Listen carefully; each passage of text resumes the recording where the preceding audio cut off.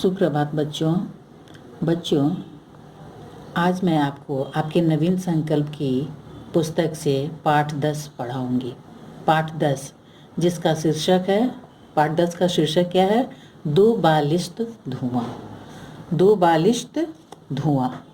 बालिश्त मतलब क्या कहते हैं? हाथ का नाप आपके शब्दार्थ में दिया हुआ है, आप देखेंगे हाथ का नाप। तो इस कहानी में राजा कृष्णदेव राय और तेनालीराम की कहानी है।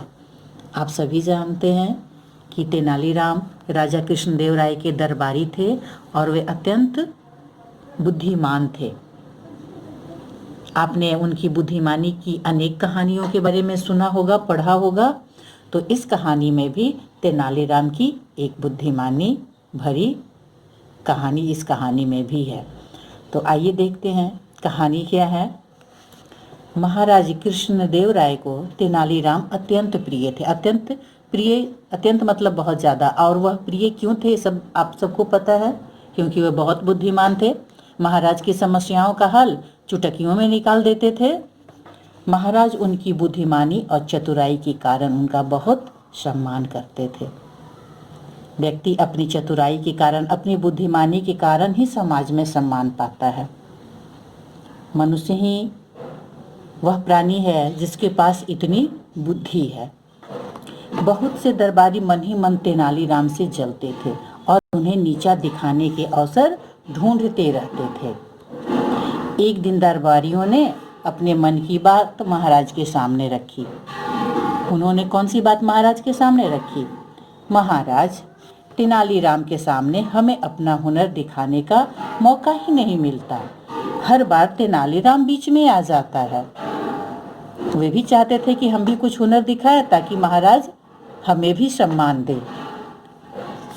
इसके बाद क्या हुआ? महाराज जानते थे कि दरबारी तेनालीराम को पसंद नहीं करते। उन्होंने एक उपाय सोचा। उन्होंने कौन? महाराज ने एक उपाय सोचा कि दरबारियों के मन से ये बात कैसे निकाल ली जाए कि तेनालीराम उनसे ज़्यादा बुद्धिमान है। भगवान में दरबार की मूर्ति के सामने अगरबत्तियां जल रही थी और धुआं निकल रहा था। महाराज बोले, ठीक है, आज आप सबको अपना हुनर दिखाने का पूरा मौका दिया जाएगा। तेनालीराम बीच में नहीं आएंगे। महाराज ने क्या कहा कि आज आप सबको अपना हुनर दिखाने का मौका मिलेगा। तेनालीराम बीच में आएंगे ही नहीं। आप सब जो मैं कह रहा हूँ उसे करके दिखाइए तो मैं मान जाऊंगा कि आप सब भी बुद्धिमान हैं। मैं यह मान जाऊंगा बल्कि कि आप सब ज़्यादा बुद्धिमान हैं। यह सुनकर दरबारी बहुत खुश हुए और बोले, कहिए महाराज, क्या करना होगा? दरबारी प्रसन्न हुए कि आज हमें अपना हुनर दिखाने का मौका मिलेगा। हम भी राजा के, महाराज के प्रिय बन जाएंगे अपना हुनर दिखा करके। महाराज ने अगरबत्तियों से निकलते धुएं की ओर इशारा करते हुए कहा, इशारा मतलब संकेत करते हुए कहा, मुझे 2 बालिश्त धुआं चाहिए। महाराज ने क्या शर्त रखी थी? उन्होंने कहा था कि मुझे 2 बालिश्त धुआं चाहिए। जो दरबारी यह काम करेगा उसे तेनालीराम से भी चतुर समझा जाएगा। महाराज ने अपनी बात दरबारियों के सामने रख दी। क्या रखा? कि आपको इस धुएं को नापना होगा। 2 बालिश्त धुआं मुझे चाहिए, मुझे धुआं लाइए।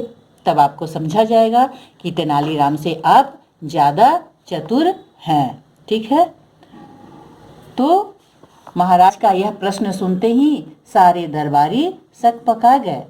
सकपका गए मतलब सकते में आ गए। अब क्या होगा? सबके दिमाग में एक ही प्रश्न आया, भला धुआं कैसे नापा जा सकता है? उन्होंने तो सोचा था महाराज कोई छोटा मोटा काम देंगे जिसे हम चुटकियों में कर लेंगे, लेकिन यह इतना आसान नहीं था, है ना? अब तो वे सभी घबरा गए कि भला धुएं को कैसे नापा जा सकता है। तो बच्चों, आज हम पाठ का इतना ही भाग पढ़ेंगे। ठीक है? आगे कहानी में क्या हुआ यह हम अगले भाग में देखेंगे कि दरबारियों ने धुएं को नापा, क्या वे अपना हुनर दिखा सके, क्या वे महाराज के प्रिय पात्र बन सके, महाराज द्वारा वो सम्मान पा सके या एक बार फिर तेनालीराम की जीत हुई।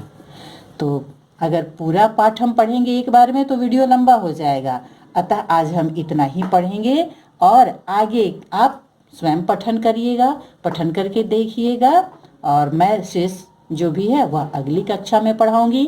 तब तक के लिए धन्यवाद।